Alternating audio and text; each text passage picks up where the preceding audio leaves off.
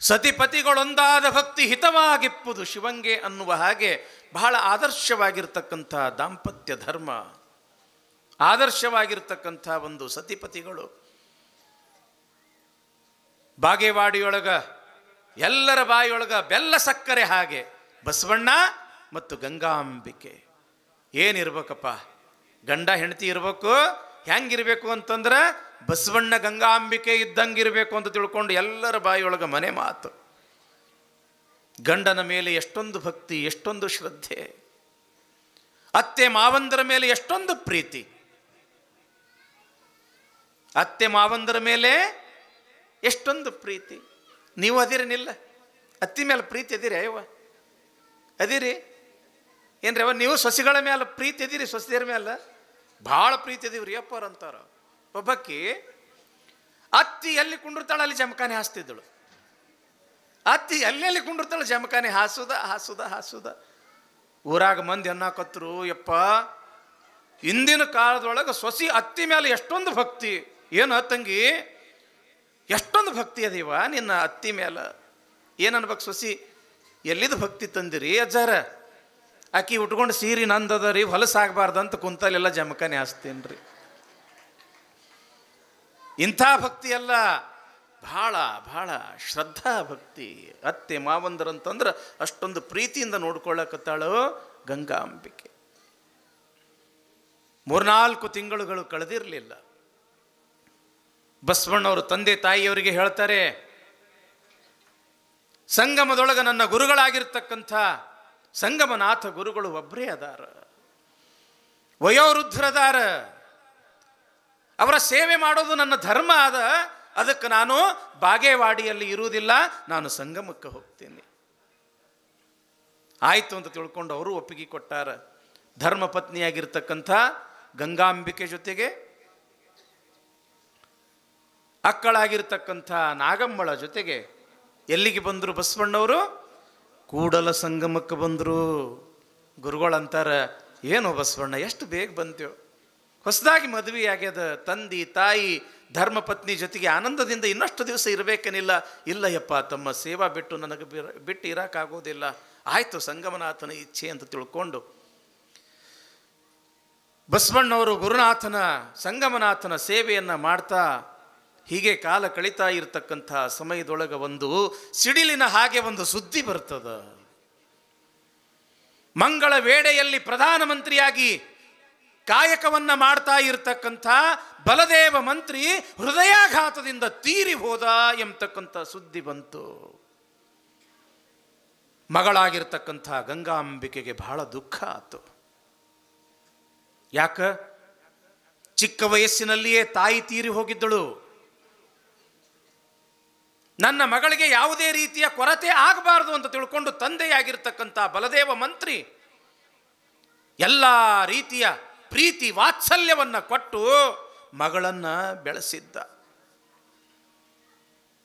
ತಂದೆ ತೀರಿ ಹೋದ ಅಂತಂದ್ರೆ ಕೇಳಿರೇನು? ತಂದೆ ಅಂತಂದ್ರೆ ಅದೊಂದು ಅಪಾರವಾಗಿರ್ತಕ್ಕಂಥ ಶಕ್ತಿ. ಅದು ನಮಗಾದಷ್ಟು ಬೇಗ ತಾಯಿ ಕಣ್ಣಿಗೆ ಕಾಣ್ತಾಳ, ತಾಯಿಯ ಪ್ರೀತಿ ನಮ್ಮ ಕಣ್ಣಿಗೆ ಕಾಣಿಸ್ತದ. ಆದರೆ ತಂದೆಯ ಪ್ರೀತಿ ನಮ್ಮ ಕಣ್ಣಿಗೆ ಕಾಣಿಸೋದಿಲ್ಲ.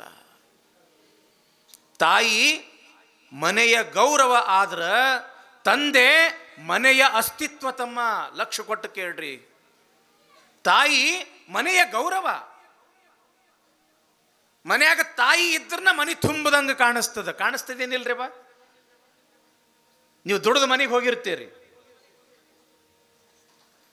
ತಾಯಿ ಮನೆಯ ಗೌರವ ಆದರೆ ತಂದೆ ಮನೆಯ ಅಸ್ತಿತ್ವ. ತಂಗಿ ಮನೆ ಯಾವಾಗ ತುಂಬದಂಗೆ ಕಾಣಿಸ್ತೈತಿ ತಂಗಿ? ಅವು ಇದ್ರಲ್ಲ ಮನೆಯಾಗ, ಹೌದಲ್ರಿ? ಎಷ್ಟು ಸಿರಿ ಸಂಪತ್ತು ಏನೆಲ್ಲ ಇದ್ರೂ ಕೂಡ ತಾಯಿ ಇದ್ದಂಗೆ ಆಗೋದಿಲ್ಲ. ದುಡಿದು ಏನ್ರಪ್ಪ ನೀವು ಮನೆಗೆ ದುಡಿದು ಬಂದ್ರಿ ಅಂತಂದ್ರೆ ಹೆಂಡತಿ ಇವತ್ತೆಟ್ಟು ಗಳಿಸ್ಕೊಂಡು ಬಂದಿ ಅಂತ ಕೇಳ್ತಾಳು. ಮಕ್ಕಳು ಯಪ್ಪ ನನಗೇನು ತಂದಿ ಅಂತ ಕೇಳ್ತಾರ.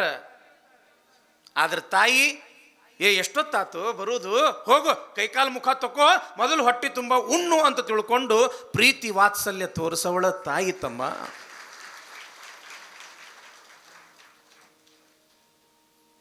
ತಂದೆ ತಾಯಿಯ ಪ್ರೀತಿ ನಮಗೆ ಕಣ್ಣಿಗೆ ಕಾಣಿಸ್ತದ ನಿಜ, ಆದ್ರೆ ತಂದೆಯ ಪ್ರೀತಿಯನ್ನು ಕಡಿಮೆ ಇರುವುದಿಲ್ಲ. ಇವತ್ತು ಮನೆ ನಿಂತ್ಕೊಂಡದ ಅಂತಂದ್ರೆ ಅಲ್ಲಿ ತಂದೆಯ ಅಸ್ತಿತ್ವ ಇರ್ತದ. ತಾಯಿ ಬಳಿ ಅಶ್ರುಧಾರೆ ಇದ್ದರೆ ತಂದೆಯ ಬಳಿ ಸಂಯಮ ಇರ್ತದ. ಏನಾದರೂ ನೋವು ಗೀವು ಕಷ್ಟ ಗಿಷ್ಟ ಬಂತು ಅಂತಂದ್ರೆ ಪಾಪ ತಾಯಿ ಅತ್ತು ಮನಸ್ಸು ಹಗರು ಮಾಡ್ಕೊಳ್ತಾಳ. ಆದ್ರೆ ತಂದೆ ಎಷ್ಟೇ ಕಷ್ಟ, ಎಷ್ಟೇ ನೋವು, ಎಷ್ಟೇ ದುಃಖ ಬಂದ್ರೂ ಸಹಿತ ಒಳಗ ನುಂಗ್ತಾನೆ ಇಲ್ಲ, ನುಂಗ್ತಾನ. ಯಾಕೆ?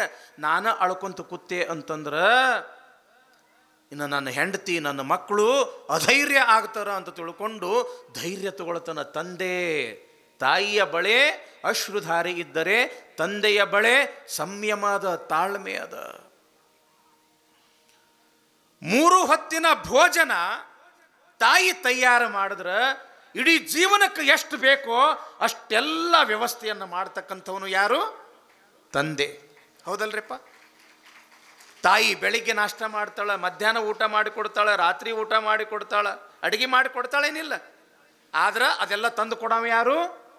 ತಂದೆ. ಎಲ್ಲಿ ತನಕ? ತಾನು ಜೀವಂತ ಇರು ತನಕ. ಸಣ್ಣ ಪುಟ್ಟ ತೊಂದರೆಗಳು ಬಂದಾಗ ನಮಗೆ ಯಾರು ನೆನಪಾಗ್ತಾರೆ ತಂಗಿ? ತಾಯಿ ಆಗ್ತಾಳೇನಿಲ್ಲ. ಒಂದಿಟ್ಟು ತಲೆ ಒಂದಿಟ್ಟು ಕೆದರ್ತು ಅಥವಾ ನೀವೇನಂತೀರಿ ತಲೆ ಹೊಲಸಾತು ಮಾಡ್ತು ಅಂತಂದ್ರೆ ತಾಯಿ ನೆನಪಿಗೆ ಬರ್ತಾಳೆ. ಯಾಕೆ? ನಮ್ಮ ಅವ್ವ ಇದ್ದಳು ಅಂತಂದ್ರೆ ತಲೆಗೆ ಚಂದ ಎಣ್ಣೆ ಗಿಣ್ಣಿ ಹಚ್ಚಿ ಬಿಸಿ ಬಿಸಿ ನೀರದಿಂದ ಸ್ನಾನ ಮಾಡಿಸ್ತಿದ್ಳು ನಮ್ಮವ್ವ. ನೆನಪಾಗ್ತಾಳೇನಿಲ್ಲ ತಾಯಿ. ಮೈಯಾಗಿನ ಬಟ್ಟಿ ಹೊಲಸಾದ್ರೆ ಅವು ನೆನಪಿಗೆ ಬರ್ತಾಳ, ಹೊಟ್ಟೆ ಹಸಿದ್ರೆ ಅವು ನೆನಪಿಗೆ ಬರ್ತಾಳ. ಸಣ್ಣ ಪುಟ್ಟ ಕಷ್ಟಗಳು ತೊಂದರೆಗಳು ಬಂದಾಗ ತಾಯಿ ನೆನಪಿಗೆ ಬರ್ತಾಳ. ಹಾದ್ಯಾಗ ಹೋಗುವಾಗ ಎಲ್ಲೋ ಒಂದು ಸಣ್ಣ ನಾವು ಕಲ್ಲಿಗೆ ಎಡದ್ವಿ ಅಂತಂದ್ರೆ ಯವ್ವ ಅಂತ ಹೇಳಂತೀವಿ, ಅವು ನೆನಪಿಗೆ ಬರ್ತಾಳ. ಅಪ್ಪ ಯಾವಾಗ ನೆನಪಿಗೆ ಬರ್ತಾನ? ಸಾಲಿ ಫೀಸ್ ಕಟ್ಟಬೇಕಾಗಿತ್ತು ಅಂತಂದ್ರೆ ಅಪ್ಪ ನೆನಪಿಗೆ ಬರ್ತಾನ. ವ್ಯಾಪಾರ ಉದ್ಯೋಗ ಮಾಡಬೇಕಾಗಿತ್ತು ಅಂತಂದ್ರೆ ಭಾಂಡವಾಳ ಹಾಕಬೇಕಾಗಿತ್ತು ಅಂದ್ರೆ ಅಪ್ಪ ನೆನಪಿಗೆ ಬರ್ತಾನ. ಒಂದು ನೌಕರಿಗೆ ಹತ್ತಬೇಕಾಗ್ಯದ, 5 ಲಕ್ಷ 10 ಲಕ್ಷ ರೂಪಾಯಿ ಅಲ್ಲಿ ಕೊಡಬೇಕಾಗ್ಯದ ಅಂತಂದ್ರೆ ಅಪ್ಪ ನೆನಪಿಗೆ ಬರ್ತಾನ. ಹಾದ್ಯಾಗ ನಡೆದಿರ್ತಕ್ಕಂಥ ಸಂದರ್ಭದೊಳಗೆ ಎದುರುಗಡೆ ಒಂದು ಲಾರಿ ಬಂದು ಇನ್ನೇನು ನಮಗೆ ಗುದ್ದುತ್ತದ ಅಂದಾಗ ಯಪ್ಪ ಅಂದ್ಬಿಡ್ತೀವಿ ನಾವು. ಅಂತೀವೇನಿಲ್ಲ? ಸಣ್ಣ ಕಲ್ಲ ಕಾಲಿಗೆ ಬಡಿತು ಅಂತಂದ್ರೆ ಯವ್ವ ಅಂತೀವಿ. ದೊಡ್ಡ ಒಂದು ಲಾರಿ ಬಂದು ಇನ್ನೇನು ಹಾಯ್ತದ ಅಂದಾಗ ಯಪ್ಪ ಅಂತೀವಿ. ಅಂದ್ರೆ ಸಣ್ಣ ಪುಟ್ಟ ಕಷ್ಟಗಳಿಗೆ ತಾಯಿ ನೆನಪಾದ್ರೆ ದೊಡ್ಡ ದೊಡ್ಡ ಕಷ್ಟಗಳಿಗೆ ನಮ್ಗೆ ತಂದೆಯೇ ನೆನಪಾಗ್ತಾನ ತಂಗಿ. ತಂದೆಯ ಪಾತ್ರ ಬಹಳ ಜೀವನದೊಳಗೆ. ಒಂದ ಮಾತ ಅಂತಂದ್ರೆ ತಂದೆ ಅನ್ನೋ ಬಹಳ ದೊಡ್ಡದಾಗಿರ್ತಕ್ಕಂಥ ಒಂದು ವಟವೃಕ್ಷ ಇದ್ದಂಗ. ತಾಯಿ ಅಣ್ಣ ತಮ್ಮ ಮಕ್ಕಳು ಎಲ್ಲ ಆ ಗಿಡದಾಗಿರ್ತಕ್ಕಂಥ ಸಣ್ಣ ಪುಟ್ಟ ಪಕ್ಷಿಗಳಿದ್ದಂಗ, ಚಿಲಿಪಿಲಿ ಪಕ್ಷಿಗಳಿದ್ದಂಗ. ಹೀಗಾಗಿ ತಂದೆ ಅನ್ನೋ ವಸ್ತು ಬಹಳ ದೊಡ್ಡದು. ತನ್ನ ಪಾಲಿನ ಸರ್ವಸ್ವವೇ ಆಗಿರ್ತಕ್ಕಂಥ ತನ್ನ ತಂದೆ ಯಾವಾಗ ತೀರಿಕೊಂಡ ಎಂಬತಕ್ಕಂಥ ಸುದ್ದಿ ಗಂಗಾಂಬಿಕೆಗೆ ಗೊತ್ತಾತು. ಬಹಳ ದುಃಖ ಮಾಡಿದಳು. ಬಸವಣ್ಣವರು ಎಲ್ಲರನ್ನ ಕರ್ಕೊಂಡು ಅಂತ್ಯ ಸಂಸ್ಕಾರವನ್ನು ಮುಗಿಸಿ ಬಂದರು. 4-6 ದಿನ ಕಳೆದಿತ್ತು. ಇತ್ತ ಮಂಗಳ ವೇಡೆಯಲ್ಲಿರ್ತಕ್ಕಂಥ ಬಿಜ್ಜಳ ಮಹಾರಾಜ, ಅವನಿಗೊಂದು ಬಹಳ ದೊಡ್ಡ ಚಿಂತೆ ಶುರುವಾತು. ಯಾಕೆ? ಬಲದೇವ ಮಂತ್ರಿ ಬಹಳ ದಕ್ಷ ಇದ್ದ, ಬಹಳ ಪ್ರಾಮಾಣಿಕ ಇದ್ದ, ಬಹಳ ಚಲೋ ವ್ಯಕ್ತಿತ್ವ ಇತ್ತು. ಇಡೀ ರಾಜ್ಯದ ಬೊಕ್ಕಸದ ಜವಾಬ್ದಾರಿ ಎಲ್ಲ ಆ ಬಲದೇವ ಮಂತ್ರಿ ಕಡೆನೇ ಇತ್ತು. ಆತನೇ ತೀರ್ಕೊಂಡು ಬಿಟ್ಟ. ಇನ್ನು ಅಂಥ ಪ್ರಾಮಾಣಿಕ ಯೋಗ್ಯ ದಕ್ಷ ಯಾರು ಸಿಗ್ತಾರಪ್ಪ ಈಗ ನನಗೆ ಅಂಥ ಅಧಿಕಾರಿ ಅಂತ ತಿಳ್ಕೊಂಡು ಚಿಂತೆಯನ್ನು ಮಾಡಕತ್ತ. ಒಬ್ಬ ಒಳ್ಳೆಯ ಅಧಿಕಾರಿ, ರಾಜ್ಯದ ಬೊಕ್ಕಸದ ಜವಾಬ್ದಾರಿ ಅಥವಾ ಬರ್ತಕ್ಕಂಥ ಹಣ ಲೆಕ್ಕಪತ್ರ ಇಡ್ತಕ್ಕಂಥ ಒಂದು ವ್ಯವಸ್ಥೆ, ಕರಣಿಕ ಹುದ್ದೆಯ ಒಂದು ವ್ಯವಸ್ಥೆಯನ್ನು ನೋಡ್ಕೊಳ್ಳಿಕ್ಕೆ ಯಾರಾದರೂ ಕೂಡ ಸಿಗ್ತಾರೇನೋ ಅಂತ ತಿಳ್ಕೊಂಡು ಎಲ್ಲ ಕಡೆಗೆ ಕೇಳಕತ್ತ. ಎಲ್ಲ ಕಡೆಗೂ ಒಂದೇ ಒಂದು ಮಾತು ಬಂತು. ಏನು? ಬಲದೇವ ಮಂತ್ರಿಯ ಹಾಗೆ ದಕ್ಷ ಪ್ರಾಮಾಣಿಕ ವ್ಯಕ್ತಿ ನಿಮಗೆ ಬೇಕಾಗಿದ್ದೇ ಆದರೆ ಬಲದೇವ ಮಂತ್ರಿಯ ಅಳಿಯನಾಗಿರ್ತಕ್ಕಂಥ ಬಸವಣ್ಣನವರೇ ಆ ಒಂದು ಸ್ಥಾನಕ್ಕೆ ಯೋಗ್ಯ, ಅವರನ್ನು ಬಿಟ್ಟರೆ ಮತ್ತಷ್ಟು ಯೋಗ್ಯ ಯಾರೂ ಆಗುವುದಿಲ್ಲ ಎಂಬತಕ್ಕಂಥ ಮಾತು. ಆಯಿತು ಅಂತ ತಿಳ್ಕೊಂಡು ಬಲದೇವ ಮಂತ್ರಿ ಪತ್ರವನ್ನು ಬರೆದು ಆ ರಾಜ ಸೇವಕರ ಕೈಯಲ್ಲಿ ಕೊಟ್ಟು ಕೂಡಲ ಸಂಗಮಕ್ಕೆ ಕಳಿಸಿದ. ಬಸವಣ್ಣನವರನ್ನು ಭೇಟಿಯಾದರು. ಮಹಾರಾಜರು ಈ ಪತ್ರವನ್ನು ಕೊಟ್ಟಾರ, ನೋಡ್ರಿ ಅಂತ ಹೇಳಂದ್ರು. ಓದಿದ್ರು ಬಸವಣ್ಣನವರು. ಕರ್ಣಿಕ ಹುದ್ದೆಗಾಗಿ ತಮ್ಮನ್ನ ಬರಲಿಕ್ಕೆ ಹೇಳಿದ್ದು ಗೊತ್ತಾತು. ಗುರುಗಳು ಕೇಳ್ತಾರ, ಬಸವಣ್ಣ ಏನದು ಪತ್ರ, ಯಾರು ಕೊಟ್ಟಾರೋ? ಬುದ್ಧಿ, ಮಂಗಳವೇಡೆಯಿಂದ ರಾಜನಾಗಿರ್ತಕ್ಕಂಥ ಬಿಜ್ಜಳ ಮಹಾರಾಜ ತನ್ನ ಆಸ್ಥಾನದೊಳಗ ರಾಜ್ಯದ ಬೊಕ್ಕಸದ ಒಂದು ಲೆಕ್ಕಪತ್ರ ಇಡಬೇಕಾಗಿತ್ತು ಅಂತಂದ್ರೆ ಒಬ್ಬ ಯೋಗ್ಯ ಅಧಿಕಾರಿ ಬೇಕಾಗ್ಯದ, ಒಬ್ಬ ಕರ್ಣಿಕ ಬೇಕಾಗ್ಯದ. ಆ ಒಂದು ಕಾಯಕಕ್ಕೆ ನೀನು ಬರಬೇಕು ಅಂತ ತಿಳ್ಕೊಂಡು ನಮಗೆ ಪತ್ರ ಕೊಟ್ಟಾರ. ಬಹಳ ಚಲೋ ಆತಲ್ಲೋ ಬಸವಣ್ಣ, ಭಾಗ್ಯವೇ ನಿನಗೆ ಕರ್ಕೊಂಡು ಬಂದಂಗಾತಲ್ಲೋ. ನೀ ಏನು ನಿಂದೇನಿದ ವಿಚಾರ? ಇಲ್ರಿಯಪ್ಪ, ನಿಮ್ಮ ಸೇವಾ ಬಿಟ್ಟು ನಾ ಹೆಂಗೆ ಹೋಗ್ಲಿ? ಸಂಗಮನಾಥನ ಸೇವಾ ಬಿಟ್ಟು ಹೋಗಾಕ ನನ್ನ ಮನಸ್ಸು ಒಪ್ಪವಲ್ದು, ನಾನು ಹೋಗುವುದಿಲ್ಲ. ಆವಾಗ ಗುರುಗಳಂತರ, ಬಸವಣ್ಣ ಇದು ಸಾಮಾನ್ಯ ಪತ್ರ ಅಲ್ಲ, ಇದು ಸಂಗಮನಾಥನ ಅಪೇಕ್ಷೆಯ ಪತ್ರ ಅಂತ ನೀನು ತಿಳ್ಕೊಳ್ಬೇಕು. ಸಮಾಜ ಸೇವೆ ಮಾಡಬೇಕು, ಸಮಾಜ ಸುಧಾರಣೆ ಮಾಡಬೇಕು ಅಂತ ತಿಳ್ಕೊಂಡು ಹಗಲು ರಾತ್ರಿ ಕನಸನ್ನು ಕಾಣ್ತೀಯಲ್ಲ, ಅಲ್ಲಿ ಹೋಗಿ ಕರ್ಣಿಕ ವೃತ್ತಿಯಿಂದ ನಿನ್ನ ಈ ಸಮಾಜ ಸೇವೆ ಮಾಡ್ತಕ್ಕಂಥ ಪ್ರಕ್ರಿಯೆ ಪ್ರಾರಂಭ ಆಗ್ತದೋ ಬಸವಣ್ಣ, ನೀವು ಹೋಗಬೇಕು ಅಂತ ತಿಳ್ಕೊಂಡು ಗುರುಗಳು ಅಪ್ಪಣೆ ಮಾಡಿದ್ರು. ರಾತ್ರಿ ನಿದ್ದೆ ಬರವಲ್ದು, ಹೆಂಗೆ ಮಾಡಬೇಕು, ಗುರುವಿನನ್ನು ಬಿಟ್ಟು ಹೆಂಗೆ ಹೋಗಲಿ, ಸಂಗಮನಾಥನನ್ನು ಬಿಟ್ಟು ಹೆಂಗೆ ಹೋಗಲಿ ಅಂತ ತಿಳ್ಕೊಂಡು ಮನಸ್ಸಿನೊಳಗೆ ಮರುಗುತ್ತಾ ಮಲ್ಕೊಂಡರ ಬಸವಣ್ಣವರು. ಮಲಗಿರ್ತಕ್ಕಂಥ ಸಂದರ್ಭದೊಳಗೆ ಕನಸು ಬಿತ್ತು. ಆ ಕನಸಿನೊಳಗೆ ಸಾಕ್ಷಾತ್ ಪರಮಾತ್ಮನೇ ಬಂದಾನು.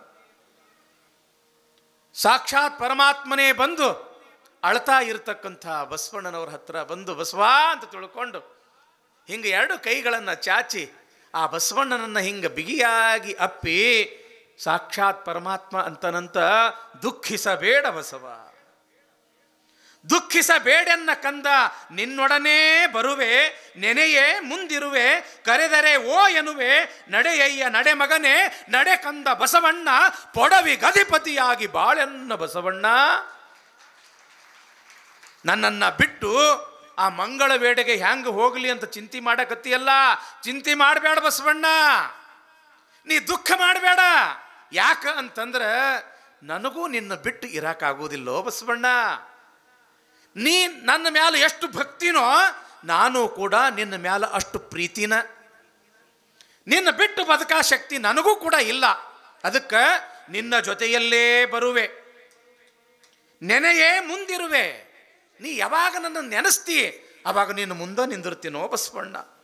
ಕರೆದರೆ ಓ ಎನ್ನುವೆ, ನಡೆಯಯ್ಯ ನಡೆ ಮಗನೇ, ನಡೆ ಕಂದ ಬಸವಣ್ಣ. ನಡಿಯಪ್ಪ, ಸಮಾಜ ಸೇವೆಯನ್ನು ಮಾಡಲಿಕ್ಕೆ, ಲೋಕ ಸೇವೆಯನ್ನು ಮಾಡಲಿಕ್ಕೆ ಅದೇ ಮಾರ್ಗವಾಗಿ ನಿನಗ ಒಂದು ಉತ್ತಮವಾಗಿರ್ತಕ್ಕಂಥ ಭವಿಷ್ಯ ಸಿಗ್ತದೋ ಬಸವಣ್ಣ. ಪೊಡವಿಗೆ ಅಧಿಪತಿಯಾಗ್ತೀಯೋ ಬಸವಣ್ಣ ನೀನು. ನಡಿ, ನಾನು ನಿನ್ನ ಜೊತೆಗೇ ಬರ್ತೀನಿ, ನಿನ್ನ ಜೊತೆಯಲ್ಲೇ ಇರ್ತೀನಿ ಅಂತ ತಿಳ್ಕೊಂಡು ಯಾವಾಗ ಸಾಕ್ಷಾತ್ ಪರಮಾತ್ಮನೇ ಕೂಡಲ ಸಂಗಮನಾಥನೇ ಅಭಯವನ್ನು ಕೊಟ್ಟ, ಎಚ್ಚರಾಗಿಬಿಡ್ತು ಬಸವಣ್ಣವರಿಗೆ. ಶಿವನೇ ಆಜ್ಞೆಯನ್ನು ಕೊಟ್ಟ ನನ್ನ ಬಳಿಕ ಇನ್ನು ನಾನು ಮಂಗಳ ವೇಳೆಗೆ ಹೋಗಿ ನಾನು ನನ್ನ ಕಾಯಕವನ್ನು ಪ್ರಾರಂಭ ಮಾಡಬೇಕು ಅಂತ ತಿಳ್ಕೊಂಡು ಮಾರನೇ ದಿವಸವೇ ಸಂಗಮನಾಥನ ಸೇವೆಯನ್ನು ಮಾಡಿ, ಗುರುವಿನ ಸೇವೆಯನ್ನು ಮಾಡಿ, ಗುರುವಿನ ಅಪ್ಪಣೆಯನ್ನು ಪಡ್ಕೊಂಡು ಧರ್ಮ ಪತ್ನಿಯಾಗಿರ್ತಕ್ಕಂಥ ಗಂಗಾಂಬಿಕೆಯೊಂದಿಗೆ ಅಷ್ಟೇ ಅಲ್ಲ, ತನ್ನ ಅಕ್ಕ ಆಗಿರ್ತಕ್ಕಂಥ ನಾಗಮ್ಮಳೊಂದಿಗೆ ಎಲ್ಲಿಗೆ ಬಂದರು ಬಸವಣ್ಣನವರು?